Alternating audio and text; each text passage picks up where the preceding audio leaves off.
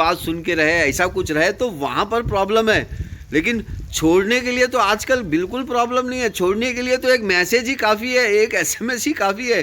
हम वैसे व्हाट्सअप तो सभी यूज़ करते हैं, अगर व्हाट्सअप नहीं भी यूज़ करते हैं तो एक एसएमएस काफ़ी, एक एसएमएस काफ़ी है। नहीं आप मुझे डिस्टर्ब मत कीजिए, ख़त्म। ऐसा प्रॉब्लम है।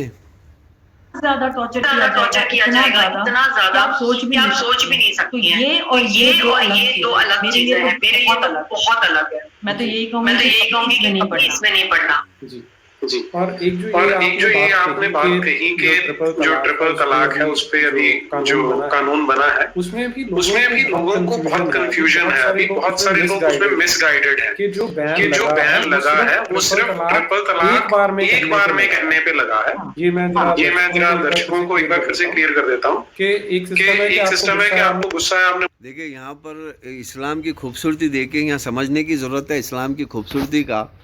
देखिए पूरी इंडिया के जो नाम निहाद मुसलमान हैं, मतलब मैं देखिए पूरे लोग इस ट्रिपल तलाक के ख़िलाफ़ थे, मतलब मोदी जी के इस एक्शन के ख़िलाफ़ थे।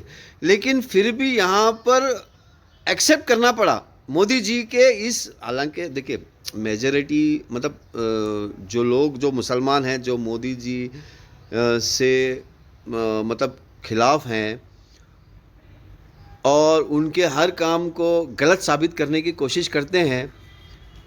अब मोदी जी ने कुरान और हदीस का सहारा लिया। देखिए यहाँ पर देखिए आपको कितनी इम्पोर्टेंट बात मैं समझाना चाहता हूँ कि उन्होंने कुरान और हदीस का सहारा लिया। मोदी जी ने कहा कि भाई कुरान और हदीस में तो ये नहीं है और मैं इसमें लड़ूंगा, और मोदी जी जीत गए। तो यहाँ पर जीत मोदी जी की नहीं हुई है, यहाँ देखिए यहाँ पर जीत कुरान और हदीस की हुई है।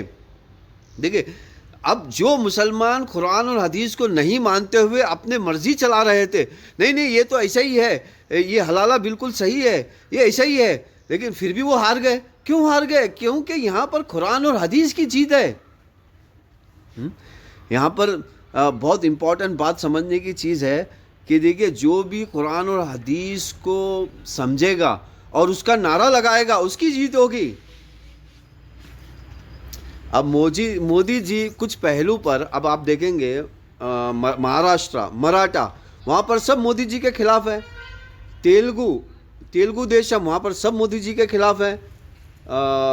तमिल, वहाँ पर सब मोदी जी के खिलाफ है, क्योंकि वहाँ पर अब कोई जो भी हालात हुए हो मैं वो नहीं समझाना चाहता, लेकिन मैं ये बात समझाना चाहता हूँ कि मोदी जी यहाँ पर कुरान और हदीस की तायीद में लड़े, उनकी जीत हुई। तो वैसे ही मेरी प्यारी बहन पूजा परवीन उपाध्याय जी और प्यारे भाई नीरज अत्री जी, अगर कोई बात कुरान और हदीस की आपको समझ में आती है कि यहाँ पर कुछ गड़बड़ है तो आप उसका बनाइए, उसका सवाल कीजिए, डिबेट कीजिए, देखिए किसकी जीत होती है, आपकी जीत होती है, किसी और की जीत होती है। बोला तलाक और इंस्टेंटेनियसली निकाल दिया। सिर्फ इतने से पे बैन लगा है, जो एक्चुअली कुरान का जो लॉ है वो क्या बोलता है कि आपने आज तलाक बोल दिया तो वो जो लेडी है उसके सिर पे तलवार उसी दिन से लटकना शुरू हो गया। अब आप वेट कर सकते हो, अगले महीने आपने फिर बोल दिया तलाक, और उससे अगले महीने फिर बोल दिया। 3 महीने आपने तलाक बोल दिया तो वो लड़की सड़क पे आ गई।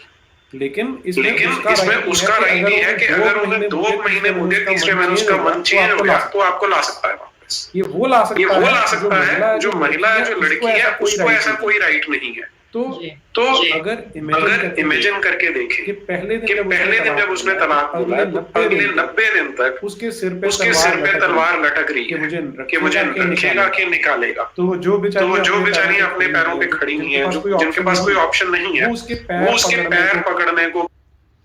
अब देखिए यहाँ पर नीरज अत्री जी जो है ये मतलब कुछ ऐसी बात कर रहे हैं जो वो प्रैक्टिकली अमल नहीं कर सकते।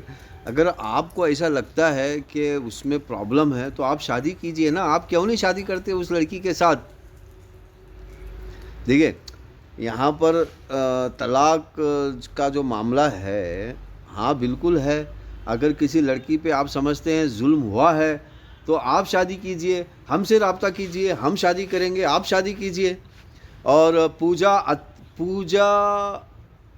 बहन पूजा परवीन उपाध्याय जी के भी आदमी हैं, तो बहन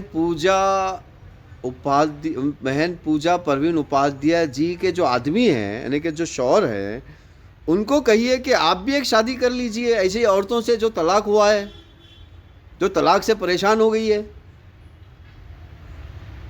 तो प्रैक्टिकली आप इसका सलूशन आप ढूंढना ही नहीं चाहते, बस आप एक मूवमेंट का आप फ़ायदा, मतलब एक मूवमेंट को वो भी अपने डिज़ायर के मुताबिक फ़ायदा लेना चाह रहे हो आप।